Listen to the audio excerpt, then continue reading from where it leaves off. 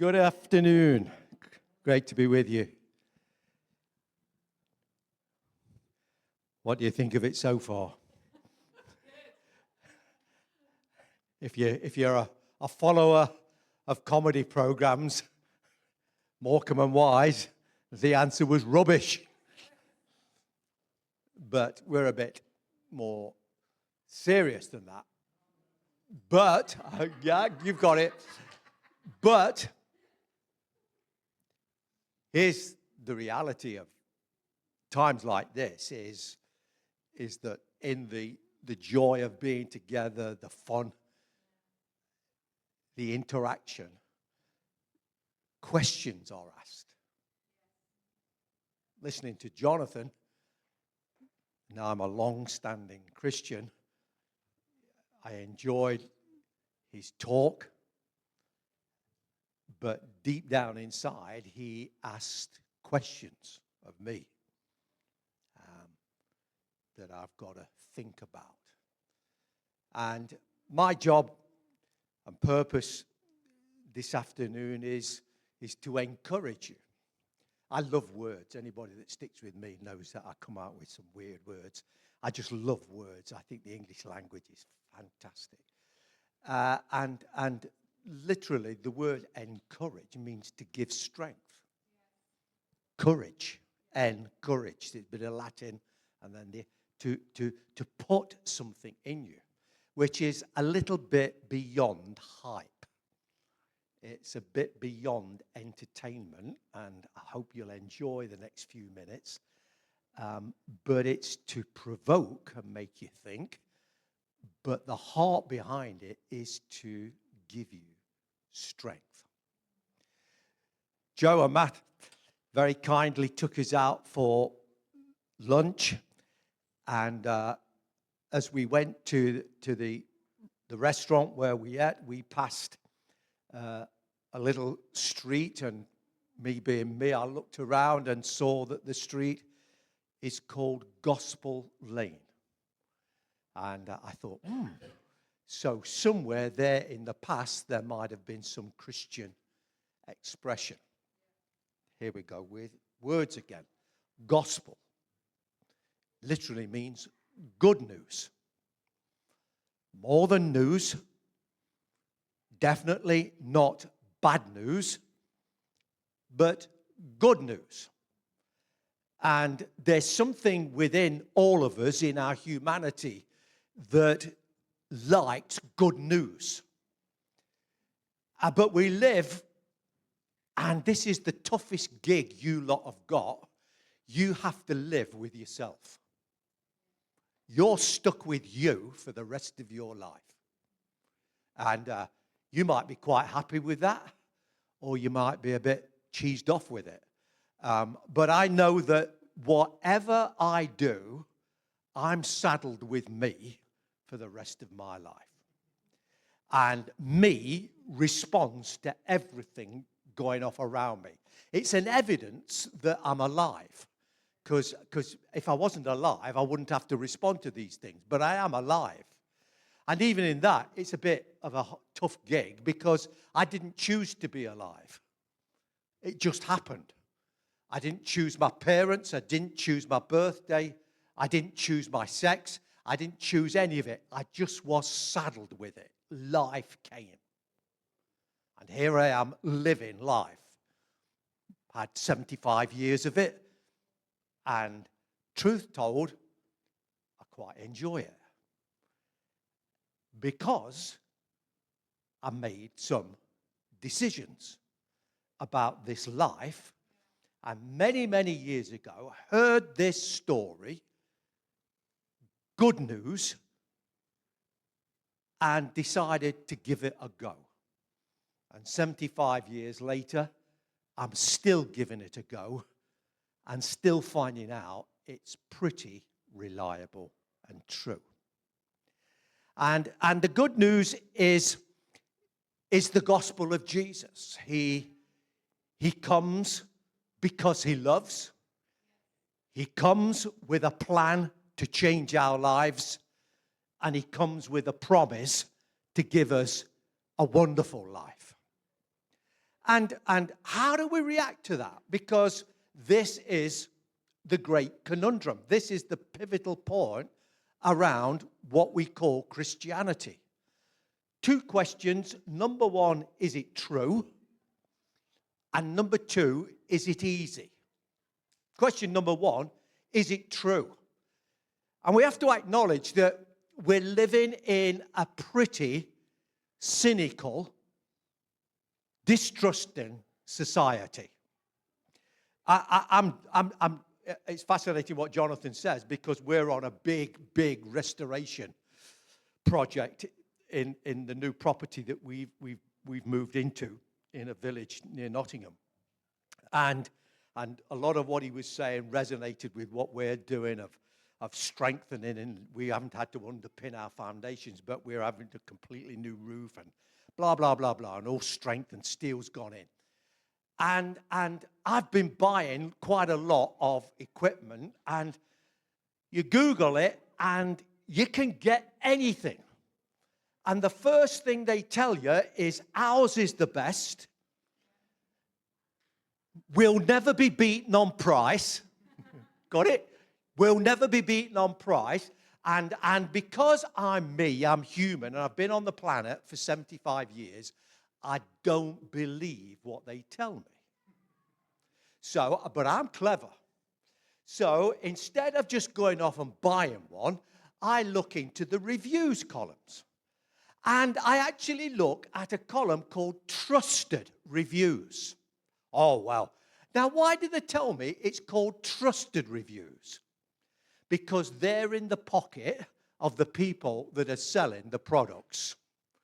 And so I don't trust the trusted reviews. You get it? It's called being conned. And if have got anything human about you and living in the world that we live in today, and like I said, you can't be anything but you, and you've got your personal life experiences, the key question to this gospel good news is it true? Can it be trusted? And what do we do about this? Those of us that believe in this message, that have lived this message, we tell you our stories. We talk out of what the Bible's message really is. And the combination of what, because the Bible, with all its complexity and difficult speech, basically is a book of promises. It's a book that tells us there's someone that thinks we're worth it, that thinks we're in trouble, that planned a way of getting out of us trouble and promises us a wonderful life. And that message has been preached for 2,000 years, and billions of people have believed in it. There's literally nearly 3 billion people who believe in Jesus on the planet today. Now, the BBC and Sky won't tell you that because it's not popular news. But actually, more people are coming to faith in Jesus than people are being born. That's the reality. But so there's some credibility. But what does that mean for you? What does that mean for me? Because this thing, actually, all the statistics in the world won't actually have any impact if I don't believe it. What does it mean for me? Does it become personal? And a very wise man who loved God many, many years before Jesus, he wrote these words: trust in the Lord with all your heart. 3 things here. First of all, a positive encouragement. Trust in the Lord with all your heart. Then a bit of a stick it up your language. Don't lean on your own understanding.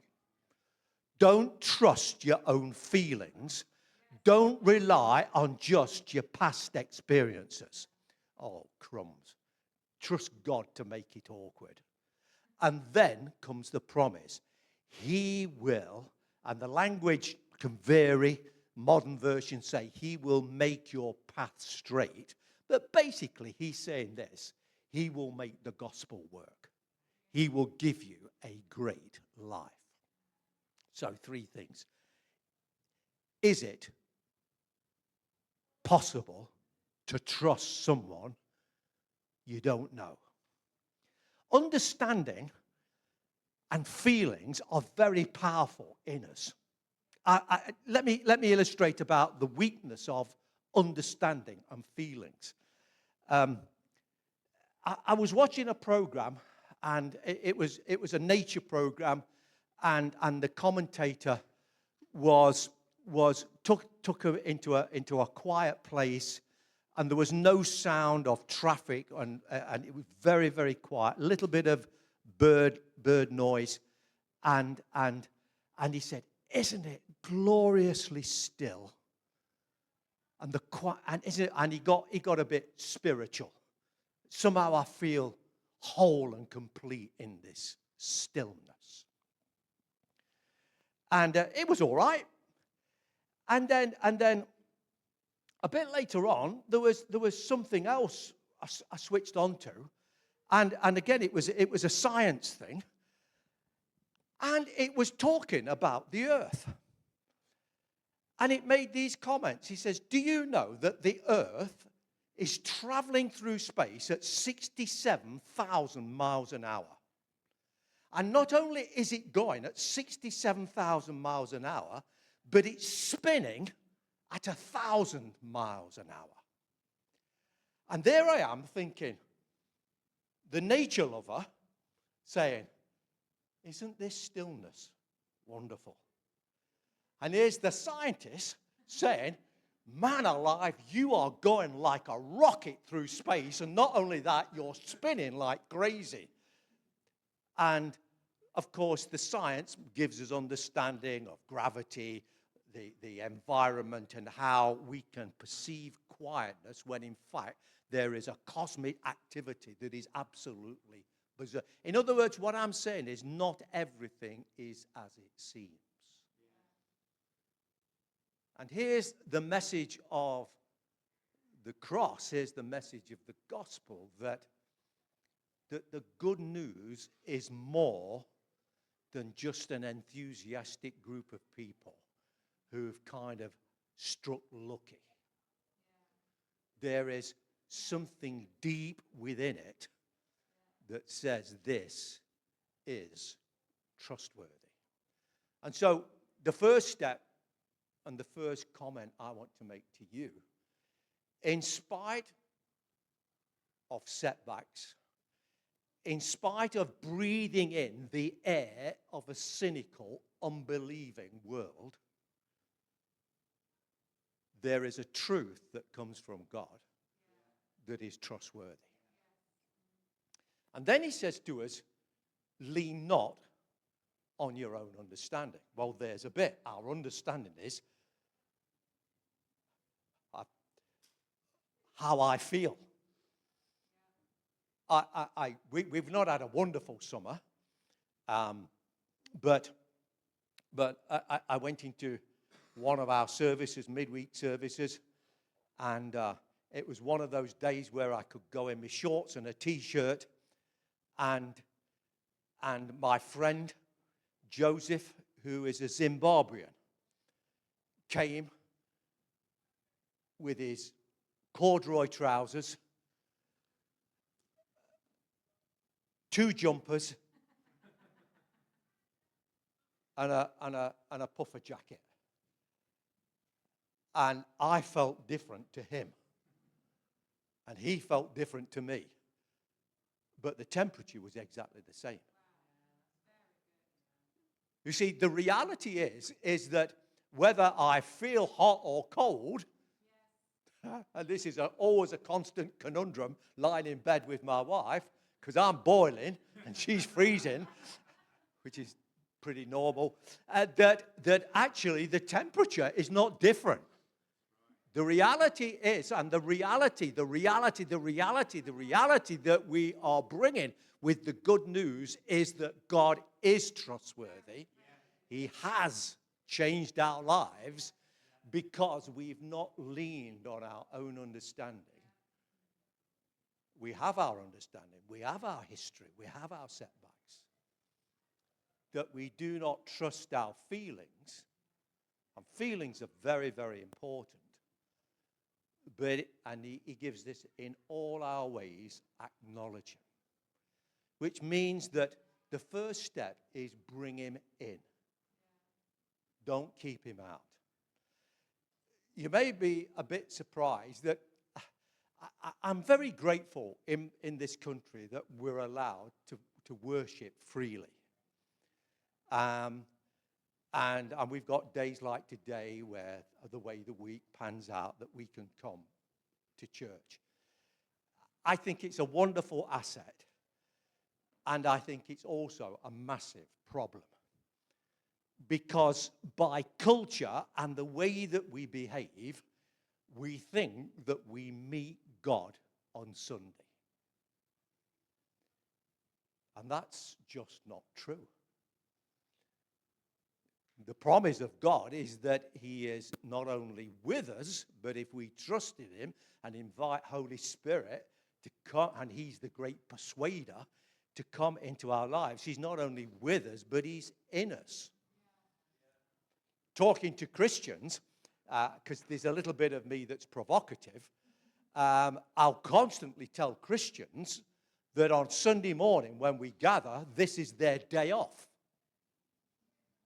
They think it's their religious day, their special Jesus day, the God day. No. This is your day off. This is a holiday. This is when you relax, when you have a good meal, you feed, you chill out with your mates in preparation for the rest of the week when you take God's goodness, God's presence out there being with you. Everybody, I mean, if we've got any credibility, Sundays, when we tell you about the goodness of Jesus, when we sing these happy songs, when individuals get up and tell their stories about God, that is fantastic. I don't need great faith on a Sunday. I need something special on Wednesday afternoon. You know, nothing special about, but whatever. That moment when you get the email, you get the text, the doctor wants to see you. You read the bill. And all kinds of garbage happens as life brings it along. It's at that moment that I don't dive into my feelings or don't go back into my failed history. But in those moments, I put my trust in him. And he makes your path straight. So there we are. 75 years on this planet. Little boy without much understanding, and there's a great advantage in preaching the gospel to kids because we live in a pretty awful world where we have to teach children unbelief. Don't trust that person. Children are born with trust. They'll go with anybody. They'll think they're safe doing anything. And there's a wisdom that guides, and there's an ugly world out there that has to protect, that we have to be very careful how we bring our children up so they're wise but not fearful. But we have to teach them unbelief. And we live in a life that experiences so much awfulness that we treat the promise of good news with cynicism. And so as a little boy, I gave Jesus my heart, my life. Didn't know what I was doing, but knew what I was doing. And my time's gone this afternoon. But I could keep you for hours with story after story after story. Not of my goodness, but what we sang earlier on of God's faithfulness. God's faithfulness to us, but even more importantly, God's faithfulness to his promise. This. He cannot fail his word. And it doesn't fail with me, and it won't fail with you. The simple reality that in this ugly world, in this damaged world, in this cynical world, in this unbelieving world, there are millions of good people, not yet Christians, but still good people. But there is hope for each and every one of us. And the great message of the gospel that I'm still working out, still living, still enjoying, still trusting, still proving that God, who touched my life as a little boy, led me into a wonderfully adventurous life, brought me through some massive challenges, is utterly, totally trustworthy. And whether you've never started the journey, or whether you've got to pause and put some underpins into your Christian house, keep on going, because the gospel is good news, and it's worth believing. God bless.